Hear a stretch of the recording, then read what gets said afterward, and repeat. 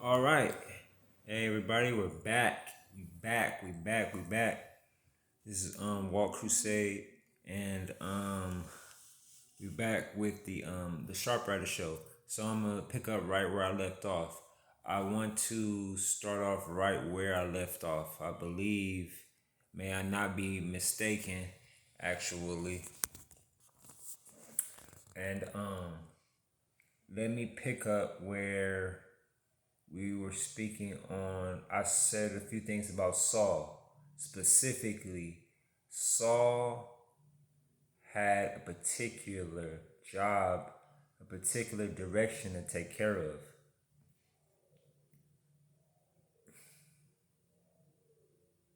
Saul's thought in his mind,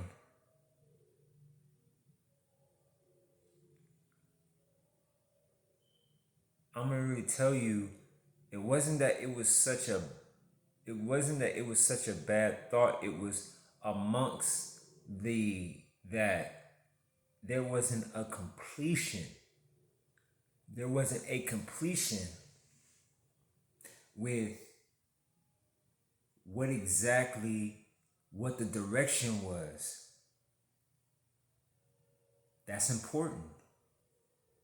There wasn't a completion in what the direction was to be able to go to go and do.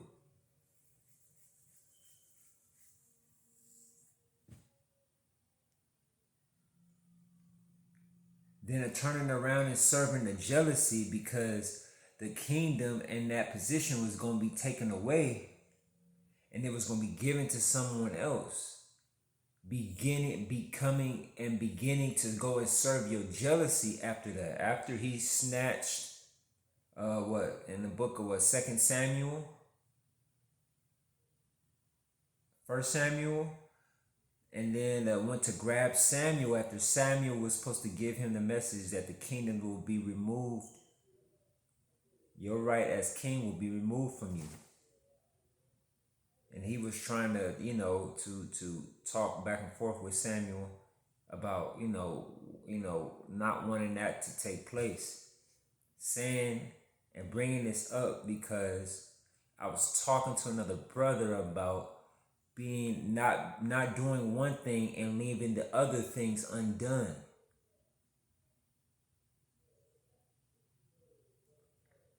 So for example, okay, so Ephesians 6:12.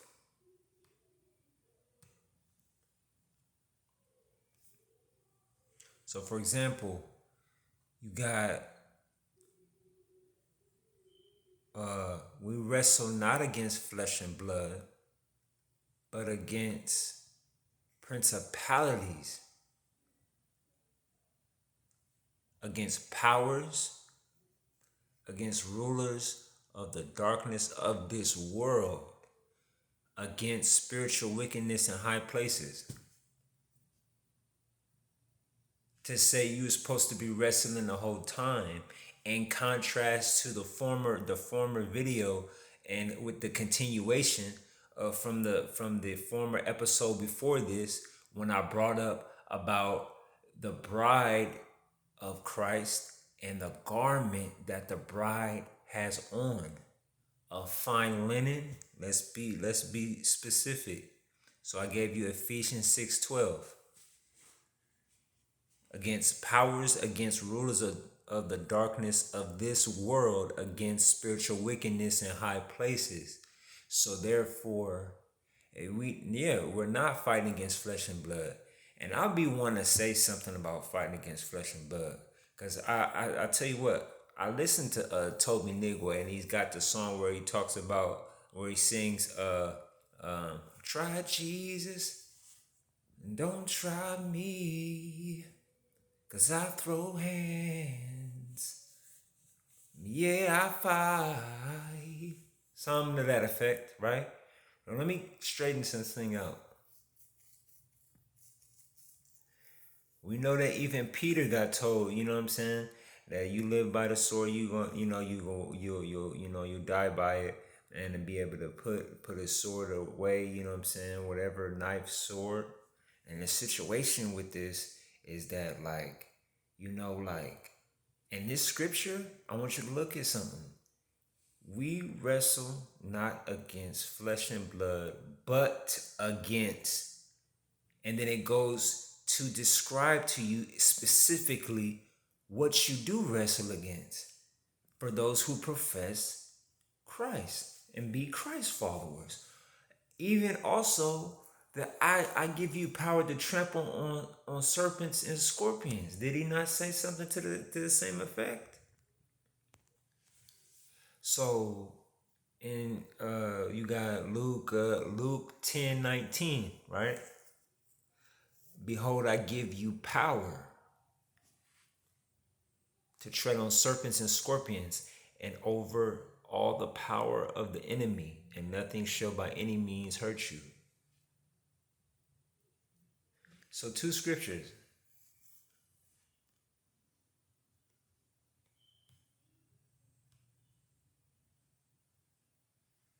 You got Ephesians 6:12. You got Luke 10:19.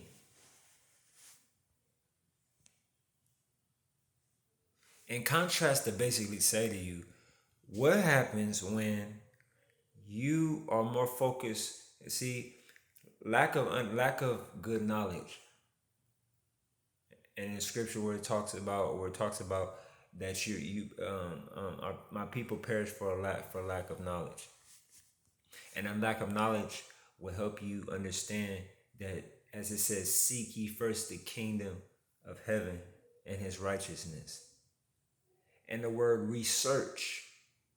So if I asked you, would you say that the word seek and search are in some type of connection with each other? So what I'm getting at is that we wrestle not against flesh and blood, but against principalities. We were supposed to be wrestling the whole time. In contrast to when I spoke about, there are some of us who might feel, I'm ready to meet Christ.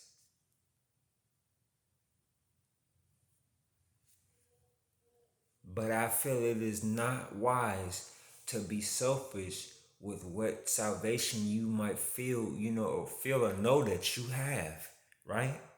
Because if the same principalities allow us not to grow our own food and come into togetherness, to be able to realize that you was given a resource to be able to grow your own food and not have to worry about certain hormones or whatever it is they putting inside of our food. And yet you drive past people day after day, people who are suffering from the sicknesses and the type of food, or we have the ability and resources to wrestle. Where do you think where do you think the new resources are coming from? You don't think that's an outpouring from the kingdom of heaven above you? Or yet the kingdom of heaven is nigh or right around us, right? With the believers, with the army, the army, army that is in heaven, you know what I'm saying? That it's nigh unto us. You don't think that is poured out from heaven for you to have particular resources? And yet we don't think now that as I divulge that information and reveal that information or remind us of that information, that you don't feel that like you're not going to meet Christ with a bunch of excuses?